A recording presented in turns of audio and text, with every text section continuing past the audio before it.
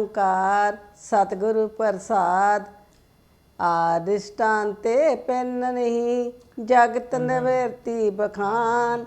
सर्प निवृत्ति रजू जिम पयो रजू को ज्ञान। आत्म स्वरूप अज्ञान ते होए मिथ्या प्रतीत। जग सुफन नभ नीलमा रजू चंकी रीत। चलो ठीक। देखो आदिष्टान ते भिन्न नहीं जगत निवृत्ति बखान। सर्प निवृत्ति रज्जू जिम भयो रज्जू को ज्ञान। एक दृष्टांत है, एक दारिष्टांत है कि जिस लिए दृष्टांत बोलिया गया। ये जणाउंदे है भी चार खानी दा जगत है जिहड़ा ਇਹਦਾ कोई आसरा है ਐਵੇਂ नहीं मालूम पड़ रहा। ਅਸੀਂ ਇਹ ਸੋਚਣਾ ਵਿਚਾਰਨਾ ਵੀ ਮਾਲਮ ਕਿਉਂ ਪੈਂਦਾ ਹੈ। ਜਿਹੜਾ ਮਾਲਮ ਪੈਂਦਾ ਹੈ ਇਹ ਕੁਛ ਹੈ। जे है तो की है।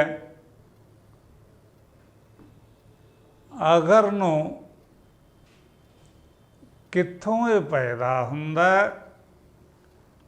किस में रह रहा, किधर नो जा रहा, किस में समाएगा और अब भी किस में समाया होया। ਇਹ ਦੱਸਣ ਵਾਸਤੇ ਸਾਡੇ ਪਾਸ ਨਾਨਾ ਪ੍ਰਕਾਰ ਦੇ ਗ੍ਰੰਥ ਪੁਸਤਕ ਪੋਥੀਆਂ ਇਤਿਆਦਿਕ ਸਾਡੀ ਮਦਦ ਵਾਸਤੇ ਇਹ ਸੰਤ ਲੋਕਾਂ ਗੁਰੂ ਲੋਕਾਂ ਰਿਸ਼ੀ ਲੋਕਾਂ ਨੇ प्रगट किते। ये जो प्रगट किया होया विचार ये असी वेखना। ये चार लैना कह लो जड़ियाँ कहियां गईयां कि आदिष्टान ते भिन्न नहीं। चार खानी दा जगत है। जे असी चार खानी दे जगत दे भी गल करिए तो सानू खानी खान ऐसे बोलते इत्थे सोने की खान है, कोयले की खान है। तो इसे तरह ही एक चार खानियां हैं खाना। जैसे कोयले दी तांबे दी लोहे दी को इत्यादि खाना हैं। ये समष्टि जगत दियां चार खाना बननिया गईयां। जे तो वेदांत दी विचार करांगे तो वेदांत इत्थों तक आदा ना कुछ हुआ ना है कुछ ना कुछ होवनहार। अनुभव का दीदार है। ये अपना रूप ऐसा अपार है कि अपना ही रूप अपने आप नू नाना प्रकार का मालम पड़ रहा। तो फिर भी असी शास्त्रां ने गुरबाणी दे विच होर भी ग्रंथां च गुरुआं ने कहा चार है खाने चार है बाणी। तो जे विचार करांगे ਤਾਂ ਗੁਰੂ ਲੋਕਾਂ ਨੇ ਜਿਹੜਾ ਆਪਦੇ ਮੁਖ ਚੋਂ ਕੋਈ ਆਵਾਜ਼ ਕੱਢੀ ਹੈ, ਜਗਤ ਦੇ ਫਾਇਦੇ ਲਈ ਕਹੀ ਹੈ। ਔਰ ਜਗਤ ਦਾ ਫਾਇਦਾ ਇਹਦੇ 'ਚ ਇਕੱਲੀ ਆਵਾਜ਼ ਸੁਣ ਕੇ ਨਹੀਂ ਹੁੰਦਾ। ਜਿਵੇਂ ਅਸੀਂ ਲੋਕ ਭੁਲੇਖੇ 'ਚ ਬੈਠੇ ਵੀ ਮੈਂ ਜੀ ਇੰਨੇ ਵਾਰੀ ਇਹ ਫਲਾਨੀ ਪੌੜੀ ਪੜ੍ਹ ਲਈ, ਇੰਨੇ ਵਾਰੀ ਅਮਕਾ ਸ਼ਲੋਕ ਪੜ੍ਹ ਲਿਆ, ਪਰ ਚੰਗਾ ਹੋ ਗਿਆ ਤੂੰ 5 ਵਾਰੀ ਪੜ੍ਹਿਆ ਜਾਂ 50 ਵਾਰੀ ਪੜ੍ਹਿਆ। ਇਹਦੇ 'ਚੋਂ ਜਿਹੜੀ ਚੀਜ਼ ਪ੍ਰਾਪਤ ਵਾਸਤੇ, ਸਮਝਣ ਵਾਸਤੇ ਇਹ ਲਿਖਿਆ ਸੀ, ਉਹ ਵਸਤੂ ਵੀ ਸਮਝੀ, ਹੱਥ ਆਇਆ ਕੁਛ ਤਾਂ ਇਹ ਕਹੇਗਾ ਹਾਂ ਹਾਂ ਨਿਤ 11 ਪਾਠ ਕਰਦਾ ਹੈ, ਤਾਂ ਇਹ ਹੋਏਗਾ ਵੀ ਜਿਹੜੇ ਤੂੰ 11 ਪਾਠ ਕਰਦਾ ਹੈ ਤਾਂ 11 ਪਾਠਾਂ ਦੇ ਵਿੱਚੋਂ ਜੋ ਸਮਝ ਸੀ, ਸਮਝ ਐਸੀ ਹੈ ਕਿ ਮਣ ਦੁੱਧ ਦੇ ਵਿੱਚੋਂ ਮਸਾਂ ਸੇਰ ਘਿਓ ਨਿਕਲਦਾ ਹੈ। 39-35 ਕਿਲੋ ਦੁੱਧ ਦਾ ਸਾਰ ਫਿਰ ਇੰਨਾ ਕੀ ਹੁੰਦਾ ਹੈ। ਜਿਹੜੇ ਤੂੰ ਇੰਨੇ ਵੱਡੇ ਪਾਠ ਪੜ੍ਹੇ, ਇਹਦਾ ਸਾਰ ਐਡਾ ਨਹੀਂਗਾ। ਜਿਹੜਾ ਸਾਰ ਹੈ, ਜਿਵੇਂ ਮਣ ਦੁੱਧ ਚੋਂ ਘਿਓ ਸਾਰ ਕਿੰਨਾ ਪ੍ਰਾਪਤ ਹੁੰਦਾ ਹੈ, ਉਹ ਸਾਰ ਤੇਰੇ ਹੱਥ ਆਇਆ ਕਿ ਨਹੀਂ, ਤਾਂ ਰਿਜ਼ਲਟ ਇਹ ਨਿਕਲੇਗਾ ਕਿ ਸਾਰ ਵਸਤੂ ਹੱਥ ਨਹੀਂ ਆਈ, ਅਭਿਮਾਨ ਹੱਥ ਆਇਆ ਵੀ ਮੈਂ ਇੰਨੇ ਪਾਠ ਕਰਦਾ। ਤਾਂ ਇਹ ਹੋ ਗਿਆ ਕਿ ਵੀ ਬਿਨਾਂ ਪਾਠ ਕਰਨ ਤੋਂ ਜਿਵੇਂ ਤੂੰ ਫਸਿਆ ਸੀ ਉੱਦਾਂ ਹੀ ਫਸਿਆ ਰਹਿ ਗਿਆ। ਇੱਕ ਚਰਨ ਵੱਧ ਫਸਿਆ ਕਿ ਇੱਕ ਅਭਿਮਾਨ ਨੇ ਘੇਰ ਲਿਆ ਤੈਨੂੰ। ਅੱਛਾ, 4 ਖਾਣੀ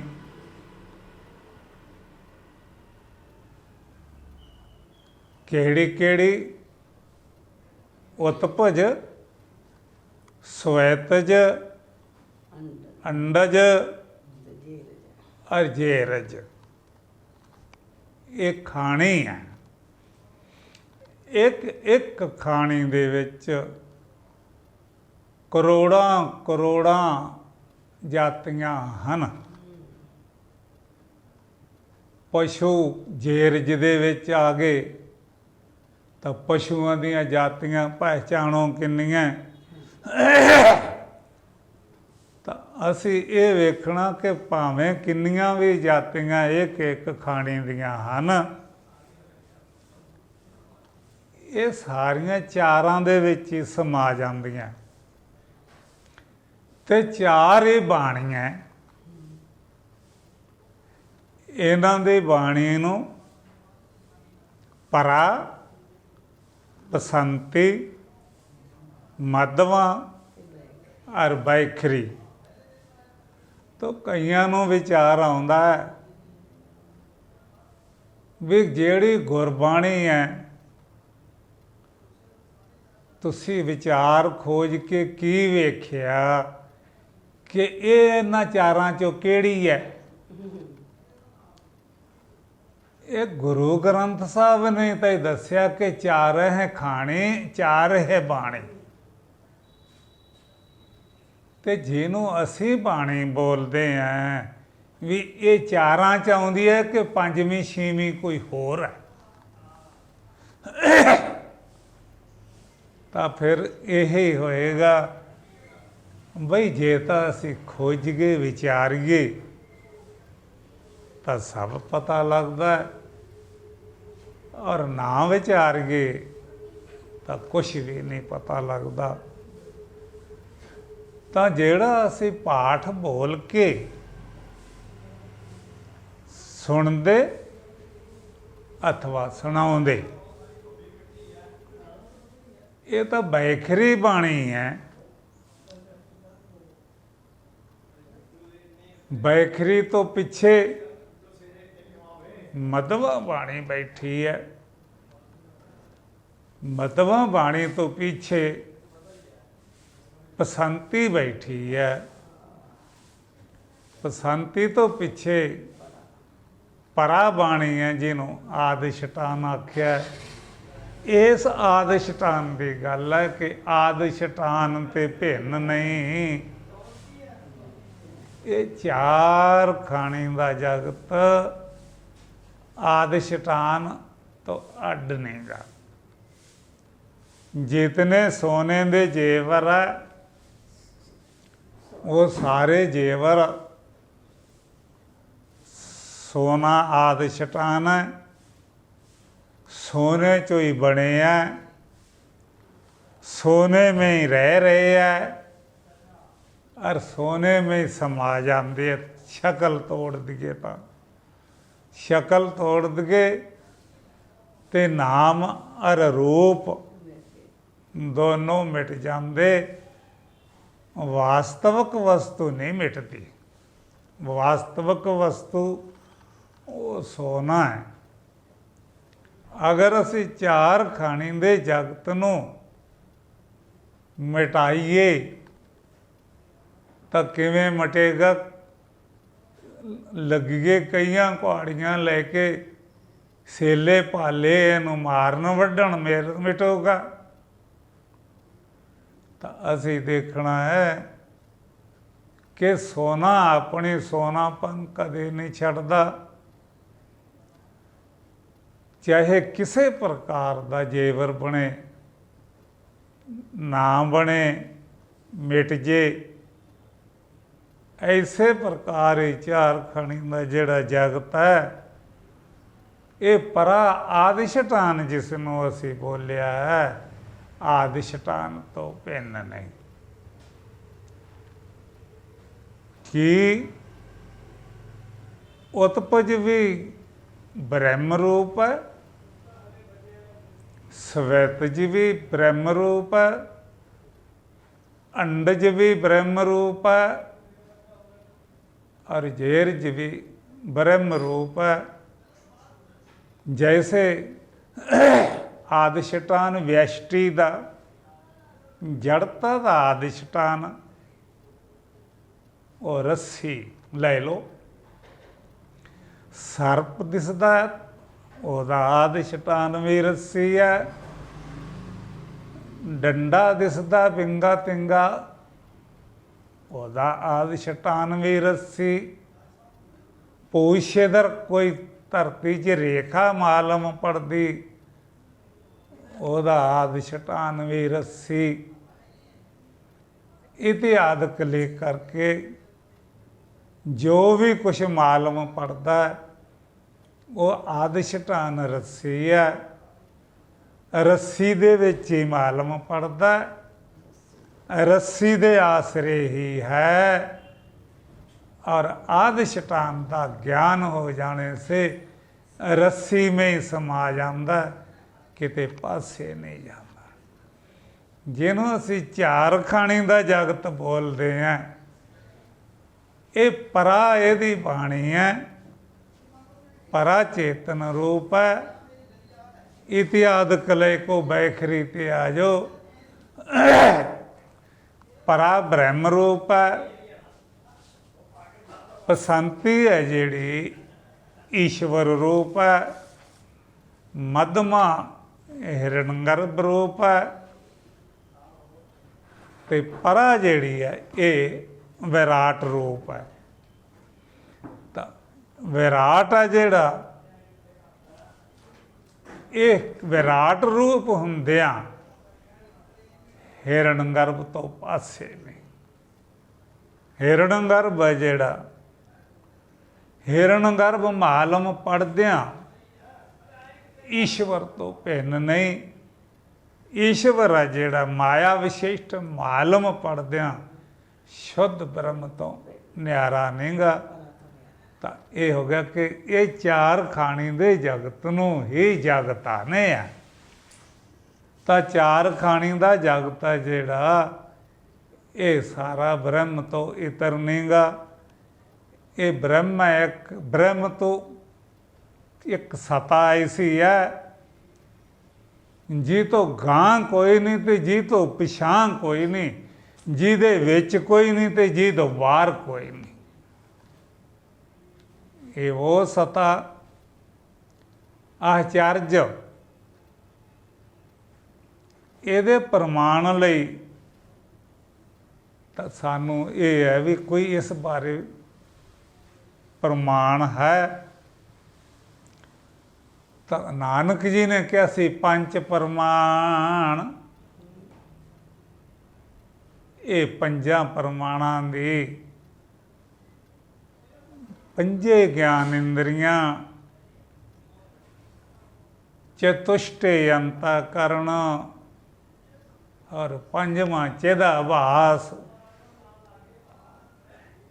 ਇਹ ਕਿਸੇ ਦੀ ਵੀ ਪਾਵਰ ਨਹੀਂ ਗੀ ਜਿਹੜਾ ਸੁੱਧ ਸਰੂਪ ਨੂੰ ਕਹਿ ਦੇ ਕਿ ਇਹ ਹੈ।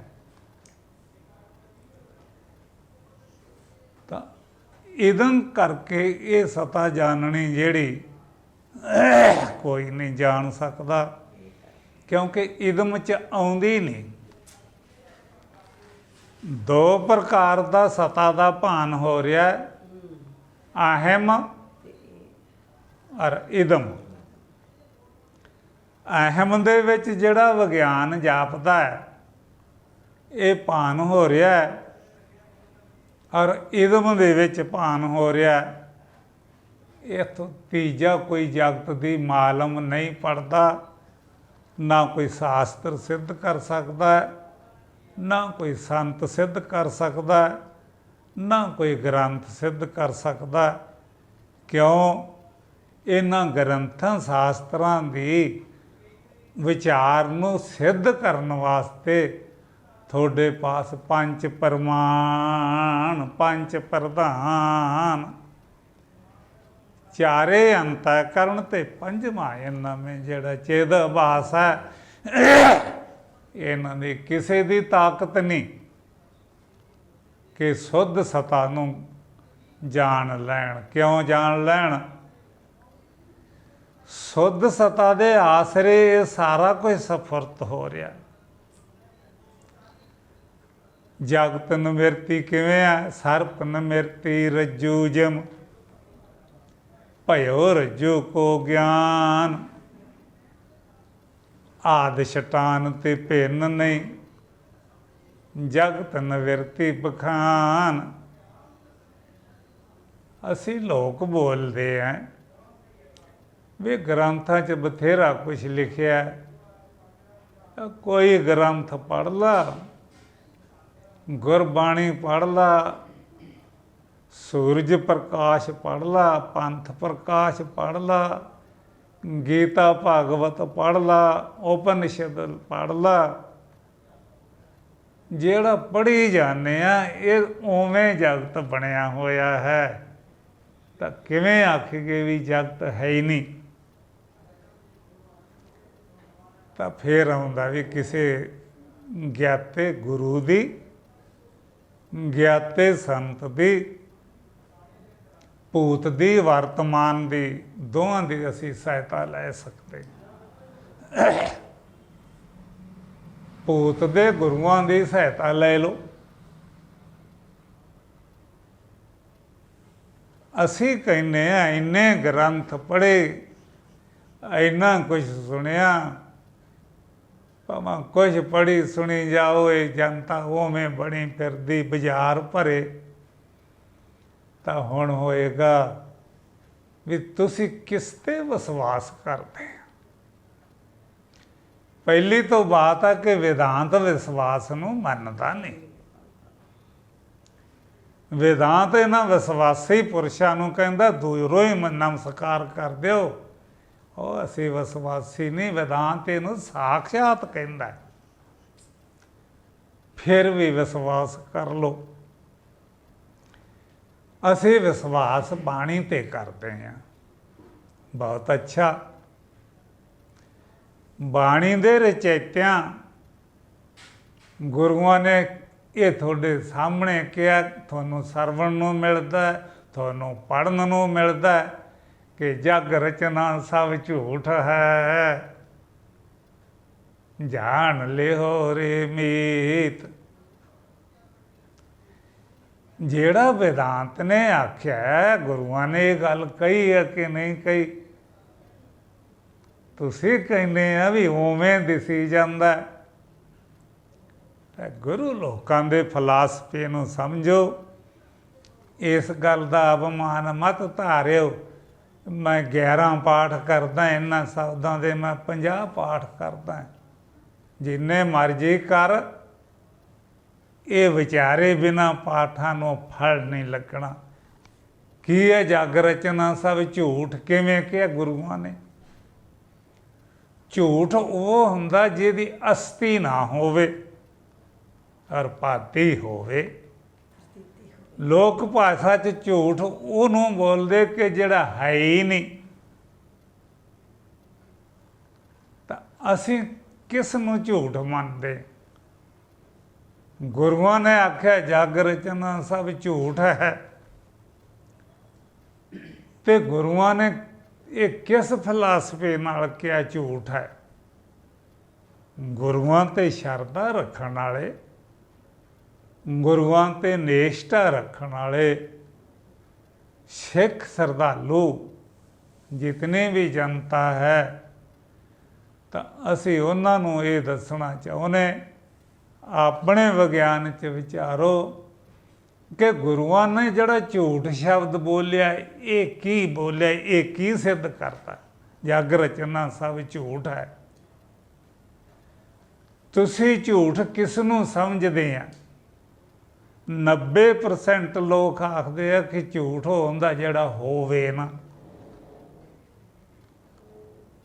ਤਾਂ ਇਹ ਤਾਂ ਅਸੀਂ ਸਮਝ ਨਹੀਂ ਪਾਏ ਵੀ ਗੁਰੂਆਂ ਨੇ ਇਹਨਾਂ 'ਚੋਂ ਕਿਹੜੇ ਝੂਠ ਨੂੰ ਮੰਨਿਆ। ਜਗ ਰਚਨਾ ਸਭ ਝੂਠ ਹੈ। ਜਿਹੜੇ ਗੁਰੂ ਮੰਨਦੇ, ਜਿਹੜੇ ਵੇਦਾਂਤ ਮੰਨਦਾ, ਵੇਦਾਂਤ ਜਗ ਰਚਨਾ ਸਭ ਝੂਠ ਆਦਾ ਹੈ ਕਿ ਇਹਦੀ ਅਸਤੀ ਹੈ ਨਹੀਂ ਗੀ, ਭਾਤੀ ਹੈ। ਇਹ ਮਾਲਮ ਪੜਦੀ ਹੈ, ਇਹ ਵੈਸੇ ਹੈ ਨਹੀਂ। ਤਾਂ ਫਿਰ ਸਾਨੂੰ ਇਹ ਪਤਾ ਲੱਗੇਗਾ, ਬੱਲੇ ਬੱਲੇ। ਤਾਂਏ ਅਸੀਂ ਇੰਨੇ ਚਿਰ ਦੇ ਪਾਠ ਸੁਣਦੇ ਹਾਂ, 500 ਵਰ੍ਹਾ ਹੋ ਗਿਆ, ਸਾਨੂੰ ਪਤਾ ਨਹੀਂ ਲੱਗਿਆ। ਅਸੀਂ ਇਹਦੀ ਅਸਤੀ ਮੰਨੀ ਬੈਠੇ ਹਾਂ। ਹੁਣ ਪਤਾ ਲੱਗਿਆ ਕਿ ਇਹਦੀ ਅਸਤੀ ਹੈ ਨਹੀਂ ਗੀ, ਕੇਵਲ ਭਾਤੀ ਪ੍ਰਤੀਤੀ ਹੈ। ਤਾਂ ਗੁਰੂਆਂ ਦਾ ਵਾਕ ਸੱਤ ਹੋਇਆ, ਵੇਦਾਂਤ ਸਰਵਣ ਕਰਨ ਦੀ ਸਫਲਤਾ ਹੋਈ। ਤਾਂ ਇੰਨਾ ਹੀ ਗੁਰੂਆਂ ਨੇ ਕਿਹਾ ਕਿ ਜਹ ਤੇ ਉਪਜੇ ਨਾਨਕਾ, ਲੀਨ ਤਾਹੀ ਮਹਿਮਾਨ। ਬੜੇ ਵੱਡੇ ਵੱਡੇ ਫਲਸਫੀ ਪ੍ਰਗਟ ਕੀਤੀ ਆ, ਪਰ ਅਸੀਂ ਇਹ ਵੇਖਣਾ ਅੱਛਾ ਕਿੱਥੋਂ ਉਪਜੇ ਆ। ਤਾਂ ਸੁਣ ਕੇ ਅਸੀਂ ਚਲੇ ਗਏ। ਹਾਂ, ਇੰਨਾ ਚਿਰ ਲੱਗ ਗਿਆ ਯਾਰ, ਪਾਠ ਸੁਣਨ ਲੱਗ ਗਏ। ਅੱਛਾ, ਬੜਾ ਚੰਗਾ। ਅੱਛਾ, ਕੀ ਸੁਣਿਆ? ਪਾਠ ਇਹ ਨਹੀਂ ਕਹਿੰਦਾ ਕਿ ਮੈਨੂੰ ਸੁਣੀ ਚੱਲੋ। ਪਾਠ ਕਹਿੰਦਾ ਹੈ ਕਿ ਮੇਰੇ ਤਾਤਪਰਜ 'ਚ ਨਿਸ਼ਚੇ ਦੇ ਸਰਵਣ ਕਰੋ ਕਿ ਮੇਰਾ ਤਾਤਪਰਜ ਕਿਸ ਵਸਤੂ ਮੇਂ। पाठ का तात्पर्य की है, उसमें निश्चय होया यार वो की है। तो उस निश्चय तो बिना आखिर क्या पढ़ी गया, क्या गुणिया, क्या वेद पुराना सुनिया, वो पढ़े सुने क्या होई की हो जू। सुन के आया, गुरुआ ने आख्या इस भलेखे च ना बैठे रहो, पढ़े सुने क्या होई दोनों करते। अभिमान च सी मैं 10 पत्रे पाठ दे पढ़ के आया, अभिमान च सी कि मैं कीर्तन सुन के आया। गुरुआ ने दोनों नूं आखता कुछ नहीं तेरे पल्ले आउण लगा, ना पढ़न च ना सुनन च। क्यों? पढ़े सुने क्या होई, जो सहज न मिलियो सोई। सुते सिद्ध किसी दी अपेक्षा नहीं रखता जिहड़ा स्वरूप। कुछ विषय ऐसे है कि जिहड़े प्रमाणा की अपेक्षा रखते हैं, प्रज्ञा की अपेक्षा रखते हैं। गुरुआ ने उस रूप की बात कही है, निरपेक्षक तत्त है जिहड़ा कि जो सहज किया गया, किसी का पैदा किया नहीं। नानक जी ने कहा असी उस सत्ता की बात करते हैं। आ जिहड़े दुनियावी लोग, अज तक गल विगड़ चुकी है। विगड़ चुकी इसलिए कि गुरबाणी सी जिहड़ी, बड़े सिख भाई जग्यासू इहदा आदर सी हिरदे च। अज आदर जिहड़ा है की सीगा परंपरा च 19ਵੀਂ सदी दे विच 90% लोग जिहड़े सीगे ये गुरबाणी तो परमार्थ विचार दे खोजदे सी, ते 10% लोग सी जिहड़े विहार खोजदे सी। क्यों?